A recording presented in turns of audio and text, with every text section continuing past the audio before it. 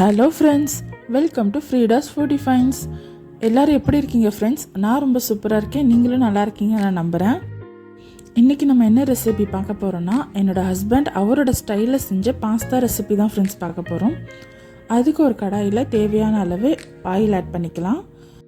Oil heat ஆனதும் சோம்பு ஒரு 1/4 ஸ்பூன் ஆட் பண்ணிக்கலாம் ஃப்ரெண்ட்ஸ். அது கூடவே நம்ம குட்டி குட்டியாக கட் பண்ணி வச்சுருந்த பூண்டு ஆட் பண்ணிக்கலாம். பூண்டு கொஞ்சம் ஃப்ரை ஆனதும் அது கூடவே நம்ம குட்டி குட்டியாக சாப் பண்ணி வச்சுருக்கிற பெரிய வெங்காயம் ஆட் பண்ணிக்கலாம். வெங்காயம் சீக்கிரமாக வதங்குறதுக்கு 1-2 ஸ்பூன் சால்ட் ஆட் பண்ணிக்கலாம் ஃப்ரெண்ட்ஸ். வெங்காயம் நல்லா கோல்டன் ப்ரௌன் ஆகிற வரைக்கும் நல்லா வதக்கி விட்டுக்கலாம் ஃப்ரெண்ட்ஸ்.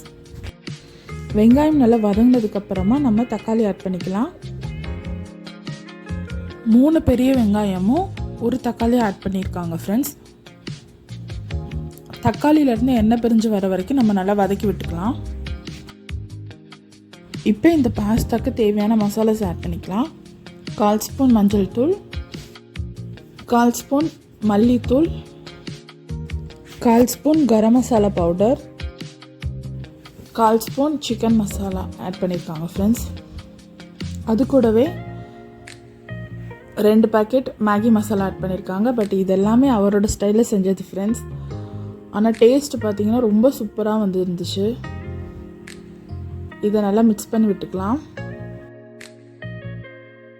இந்த இப்பி, மேகி, பாஸ்தா இந்த மாதிரியான ரெசிபீஸ்லாம் என்னோடய ஹஸ்பண்ட் ரொம்ப சூப்பராக குக் பண்ணுவாங்க ஃப்ரெண்ட்ஸ். மற்றபடி குக்கிங் ரிலேட்டடான ரெசிபீஸ்லாம் அவருக்கு பெருசாக தெரியாது. பட் இந்த மாதிரியான ரெசிபீஸ் வந்துட்டு உண்மையாக என்னை விட ரொம்ப சூப்பராக குக் பண்ணுவாங்க ஃப்ரெண்ட்ஸ். இப்போ நம்ம 1 spoon red chilli sauce add பண்ணிக்கலாம் ஃப்ரெண்ட்ஸ். இதை நல்லா மிக்ஸ் பண்ணி விட்டுக்கலாம்.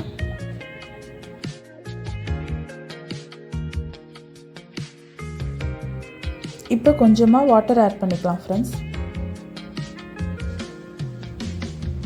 இதை நல்லா மிக்ஸ் பண்ணி விட்டுக்கலாம்.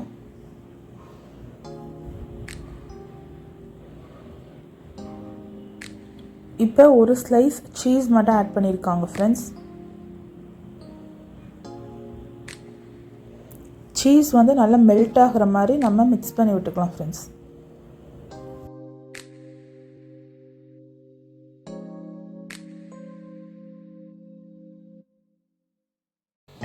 இப்போ நம்ம பாயில் பண்ணி வச்சுருக்கிற பாஸ்தா இதில் ஆட் பண்ணிக்கலாம் ஃப்ரெண்ட்ஸ். இந்த கிரேவி கூட இந்த பாஸ்தா நல்லா மிக்ஸ் பண்ணி விட்டுக்கலாம் ஃப்ரெண்ட்ஸ். நமக்கு சூப்பராக பாஸ்தா ரெடி ஆகிடும். இந்த பாஸ்தா ரெசிபி வந்துட்டு கம்ப்ளீட்டாகவே என்னோடய ஹஸ்பண்டோட ஓன் ரெசிபி தான் ஃப்ரெண்ட்ஸ். நான் இதில் வந்துட்டு இதை கொஞ்சம் ஆட் பண்ணுங்கள், அது கொஞ்சம் ஆட் பண்ணுங்கலாம் சொன்னேன். பட் அவர் எதுவுமே கேட்கல. தயவுசெய்து நீ போயிரு, நானே சமைச்சிக்கிறேன்ட்டாரு. இதே மாதிரி மெத்தடில் நீங்கள் ட்ரை பண்ணிவிட்டு எப்படி வந்துச்சுன்னு கமெண்ட் பண்ணுங்கள் ஃப்ரெண்ட்ஸ்.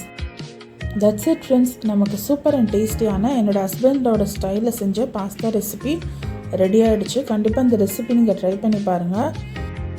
ரொம்ப சிம்பிளான இன்க்ரீடியன்ட்ஸ் வச்சு செஞ்ச பாஸ்தா தான் ஃப்ரெண்ட்ஸ். பட் டேஸ்ட் பார்த்திங்கன்னா ரொம்ப சூப்பராக இருக்கும். லாஸ்ட்டாக நீங்கள் டொமேட்டோ கெச்சப் வச்சு இந்த பாஸ்தாவை நீங்கள் சர்வ் பண்ணிங்கன்னா ரொம்ப டேஸ்ட்டாக இருக்கும் ஃப்ரெண்ட்ஸ். குட்டீஸோட லஞ்ச் பாக்ஸ், ஈவன் பெரியவங்களுக்கு கூட நீங்கள் அதை செஞ்சு கொடுங்க ஃப்ரெண்ட்ஸ். ரொம்ப விரும்பி சாப்பிடுவாங்க. ஓகே ஃப்ரெண்ட்ஸ், இந்த வீடியோ உங்களுக்கு பிடிச்சிருந்தா லைக் பண்ணுங்கள், ஷேர் பண்ணுங்கள், கமெண்ட் பண்ணுங்கள், மறக்காமல் சப்ஸ்கிரைப் பண்ணிடுங்க. வேறு ஒரு சூப்பர் அண்ட் டேஸ்டியான ரெசிபீஸோட நான் வந்து உங்களை மீட் பண்ணுறேன். அது வரைக்கும் பாய். தேங்க்ஸ் ஃபார் வாட்சிங்.